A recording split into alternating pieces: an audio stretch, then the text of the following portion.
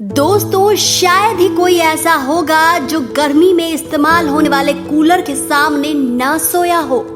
लेकिन क्या आपको पता है कि कूलर में लगने वाली घास का इतिहास कितना पुराना है?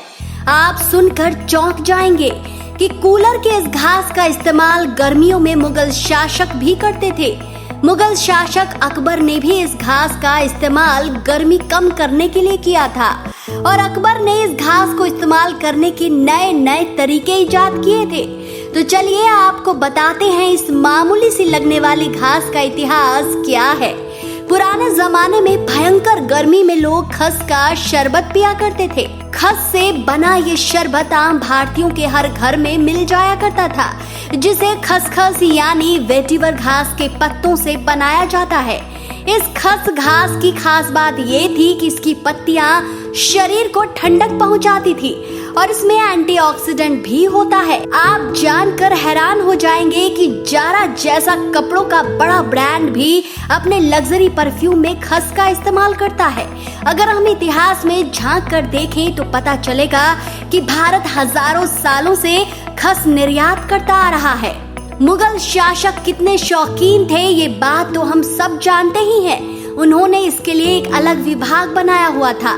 मुगल अपनी विलासिता पूरी करने के लिए इस घास से खुशबूदार इत्र बनवाते थे और इसी शाही शौक के चलते कन्नौज भारत के इत्र की राजधानी बन गया था।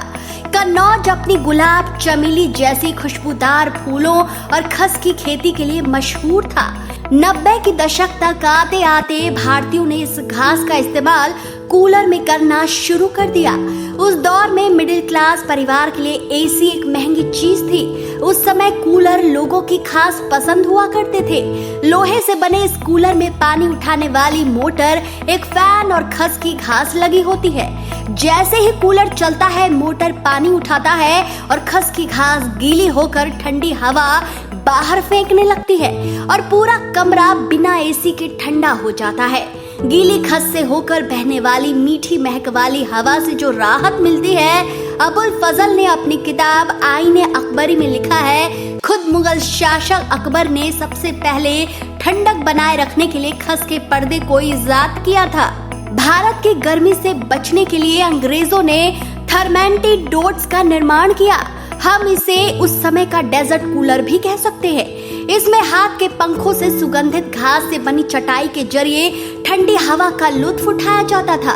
खस से बनी चटाई को भिश्ती से पानी का छिड़काव कर गीला रखा जाता था। आज भी भारत के कई इलाकों में घरों को गर्म हवा या कहें कि लू से बचाए रखने के लिए खिड़की पर खस के पर्दे लगाए जाते हैं। फूस की छत बनाते समय खस का इस्तेमाल किया जाता है ताकि घर ठंडा रहे। इससे गर्मियों की लू भी ठंडी महकदार हवा में बदल जाती थी। हाल ही में भारतीय बाजारों में सैंडल, टोपी और खस से बने मास्क ने भी लोगों का ध्यान अपनी ओर खींचा है। खस का उपयोग हमारी ऐतिहासिक परंपरा रही है। त्योहारों से लेकर लोक कला में इसका एक खास स्थान है। बिहार के मिथिला क्षेत्र में सामा चकेवा उत्सव के दौरान महिलाएं लोकगीत गाने के लिए इकट्ठा होती हैं और सूखी वेटिवर घास से परंपरागत रूप से गुड़िया बनाती है। दरअसल यह कला 600 साल से भी ज्यादा पुरानी है। पहली शताब्दी में ग्रीक नाविक द्वारा यात्रा पर लिखी गई किताब पेरिपल्स ऑफ द एरिथ्रियन सी के एक हिस्से में लिखा है कि भारत बड़ी मात्रा में वेटिवर को बाहर भेज रहा था। 2000 सालों से भी पहले लिखे गए प्राचीन संगम साहित्य में खस का उल्लेख ओमली गई के रूप में किया गया था, जिसका नहाने के समय इस्तेमाल किया जाता था। अब सोचिए इस घास का इतिहास कितना पुराना है। तो दोस्तों, अब तो आप समझ ही गए होंगे कि ये घास कोई मामूली चीज नहीं है। आपको ये वीडियो कैसा लगा कमेंट करके जरूर बताएं।